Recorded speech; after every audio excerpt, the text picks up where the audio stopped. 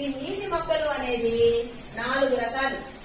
అవి ఏవేవంటే, ఒకటవది నీటిపై తేలే మొక్కలు, రెండవది నీటి లోపల పెరిగే మొక్కలు, మూడవది వేర్లు నీటి అడుగు భాగంలో పాతుకుని పెరిగే మొక్కలు, నాలుగవది బురద లేదా చిత్తడి నేలలో పెరిగే మొక్కలు అన్నమాట.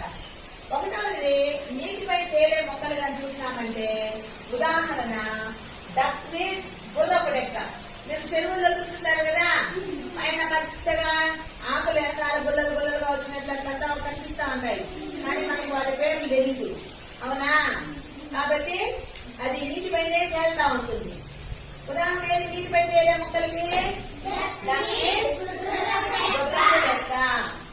రెండవది నీటి లోపల పెరిగే మొక్కలు. నీటి లోపల పెరిగే మొక్కలు ఉదాహరణ ఏమి?